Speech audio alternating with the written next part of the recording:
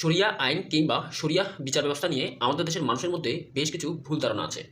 তারা মনে করে শরিয়া আইন কিংবা শরিয়া বিচার ব্যবস্থা মানে দ্রুত বিচার, কিন্তু আসলে তা নয়। বিশ্বের বেশ কিছু মুসলিম প্রধান দেশে শরিয়া আইন কিংবা শরিয়া বিচার ব্যবস্থা চালু আছে। এর মধ্যে আমরা সৌদি আরব এবং আফগানিস্তানের শরিয়া আইন নিয়ে আলোচনা করব। দেশ দুটিতে ধর্ষণ কিংবা এই ধরনের গুরুতর অপরাধের শাস্তি বা বিচার কার্যকর করতে ঠিক কতটা সময় লাগে সেটা নিয়ে আলোচনা করব। সৌদি আরবে রেপ কিংবা মার্ডার কেসের পুরো বিচার প্রক্রিয়া সম্পন্ন হতে অন অ্যাভারেজ 1 থেকে 2 বছর সময় লাগে, কখনো কখনো সেটা 4-5 বছরও সময় লাগে। আফগানিস্তানের ক্ষেত্রেও প্রায় একই সময় লাগে। মজার বিষয় হলো পাশ্চাত্যের উন্নত দেশগুলোতেও এই ধরনের অপরাধের বিচার প্রক্রিয়া সম্পন্ন হতে ঠিক একই সময় লাগে। আমাদের দেশের ক্ষেত্রেও আসলে বিচার দ্রুত হওয়াটা শরীয়ত বেশরীয়তের কথা না, এটা নির্ভর করে বিচারিক প্রক্রিয়ায় কোন মাধ্যমগুলো নিখুঁতভাবে ব্যবহার হচ্ছে। সৌদি আরবের কোর্টগুলো শরিয়া কমপ্লায়েন্ট, সেখানে বিচারিক প্রক্রিয়া সম্পন্ন করার আগে ডিটেলসড ইনভেস্টিগেশন করে। ডিএনএ টেস্ট থেকে শুরু করে ফরেন্সিক টেস্ট কোনো কিছুই বাদ রাখে না। এই প্রক্রিয়া সম্পন্ন হতে কয়েক মাস সময় লেগে যায়। আবার ট্রায়াল স্টেজেও বিশদ আলোচনা হয়, জেরা পুনঃজেরা হয়, একাধিক ডেট পড়ে এবং পুরো প্রক্রিয়া সমাপন করতে বছরও পার হয়ে যায়।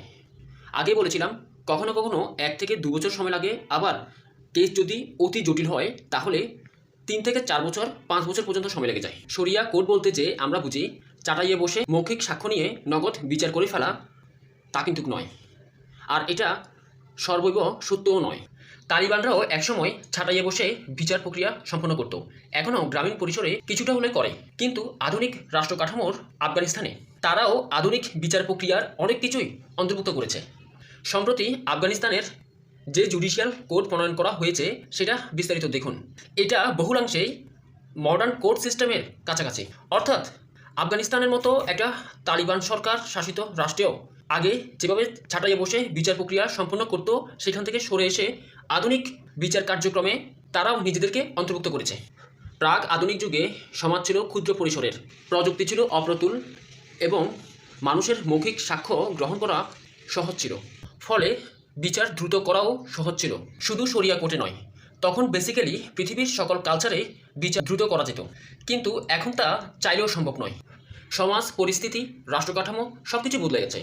এখন দ্রুত বিচার পাওয়ার জন্য আমাদের কি করা উচিত? আমাদের উচিত আমরা সাধারণ মানুষ, যেমন রামিসা হত্যাকাণ্ড কিংবা চট্টগ্রামের সেই শিশু ধর্ষণের ঘটনায় যেভাবে সাধারণ মানুষ ফুলে ফেঁপে উঠেছে, ঠিক একইভাবে সারা দেশে যখন এই ধরনের ঘটনা ঘটে আমাদেরকে তীব্রভাবে প্রতিবাদ জানাতে হবে এবং সরকার ও আইন ব্যবস্থাকে চাপে রাখতে হবে।